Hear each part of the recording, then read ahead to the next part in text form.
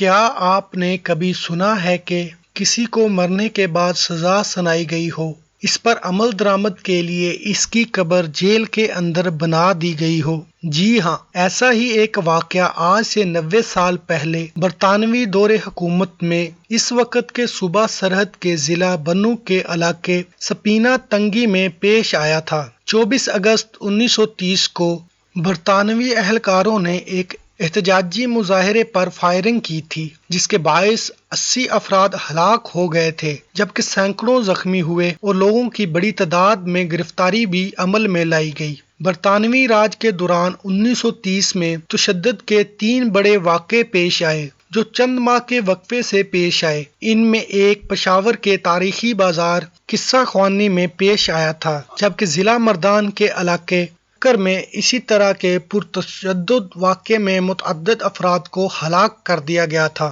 سپینہ تنگی واقعہ ان تحریکوں کا ہی ایک حصہ تھا جو برطانوی راج کے خلاف شروع کی گئی تھیں، اور شمالی مغربی سرحدی صوبے کے مختلف علاقوں سے یہ تحریکیں 1929 کے بعد شروع ہو گئی تھیں۔ انہوں نے کہا کہ قصہ خوانی کے واقعے کے بعد خدائی خدمت گاہ تحریک کی جانب سے مزاحمت کی گئی، اور ان کی حمایت میں پشاور شہر میں فرنٹیئر کانگریس کمیٹی، فرنٹیئر خلافت کمیٹی اور نوجوان بھارت سبھا کے ذیلی تنظیم نوجوانان سندھ کے لوگ شامل تھے۔ مذکورہ دن بنوں کے قریب سپینہ تنگی میں بڑی تعداد میں لوگ جلسہ گاہ میں موجود تھے۔ مظاہروں کا یہ سلسلہ صوبے کے مختلف علاقوں میں جاری تھا، اور لوگ خدائی خدمت گار تحریک کے بینر تلے احتجاج کر رہے تھے۔ سپینہ تنگی سے پہلے کرک میں ایک مظاہرہ کیا گیا۔ اس کے بعد سپینہ تنگی میں 24 اگست کو مظاہرے کا اعلان کیا گیا تھا۔ انگریز سرکار کی جانب سے ان مظاہروں پر پابندی عائد کر دی گئی تھی۔ اس احتجاج کی قیادت مقامی رہنما قاضی فضل قادر کر رہے تھے۔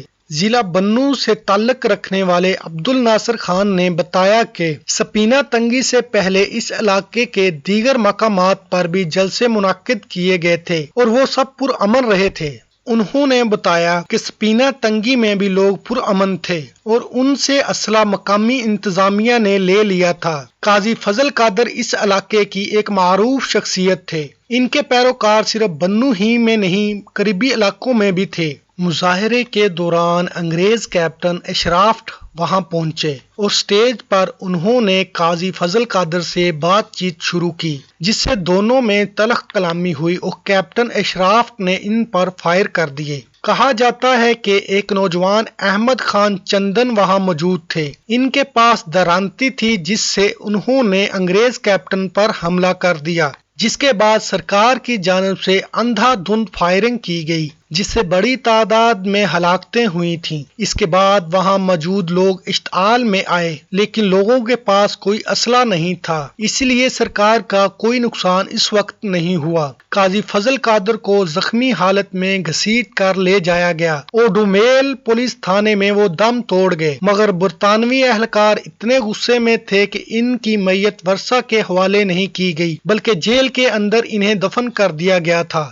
اس کے بعد ان پر مقدمہ چلایا گیا، اور انہیں قید کی سزا سنائی گئی۔ مرنے کے بعد کسی کو قید کی سزا سنانے کا یہ انوکھا واقعہ تھا۔ عبد الناصر خان نے بتایا کہ اس سزا پر عمل درآمد کے لیے ان کی قبر جیل کے اندر بنائی گئی۔ اس بارے میں ایک اطلاع یہ ہے کہ یہ قبر جیل میں چکی کے اندر بنائی گئی، اور اس کے ارد گرد زنجیریں لگائی گئی تھیں تاکہ یہ ظاہر ہو کہ یہ قیدی ہے، مگر برطانوی راج کے دوران یہ ایسا انوکھا واقعہ نہیں ہے۔ پروفیسر اسفندیار کے مطابق خیبر میں ایک درخت کو زنجیروں میں قید کرنا اور مہمند میں ایک دروازے کو زنجیروں میں جکڑ کر رکھنے کے واقعات بھی برطانوی دور میں پیش آئے تھے۔ اس واقعہ میں ہلاکتوں کے حوالے سے مختلف بیانات سامنے آئے ہیں، جن میں سے ایک یہ کہا جاتا ہے کہ اس واقعے میں 70 سے 80 افراد ہلاک اور 50 سے زیادہ زخمی ہوئے تھے، جبکہ بعض اطلاعات کے مطابق ہلاکتوں کی تعداد 200 کے قریب تھی۔ سینٹرل جیل بنوں شہر کے اندر واقع ہے۔ اس کی عمارت بھی بہت قدیم تھی، جس کے بعد جمعیت علماء اسلام سے تعلق رکھنے والے سابق وزیر اعلیٰ خیبر پختونخوا اکرم خان درانی کے دور میں 2004 میں بنو جیل کی نئی عمارت تعمیر کی گئی۔ پرانی جیل منہدم کر کے وہاں اب قاضی فضل قادر پارک بنا دیا گیا۔ ان کی قبر کو ماربل سے پختہ کیا گیا ہے، لیکن قبر کے گرد زنجیریں اب بھی موجود ہیں۔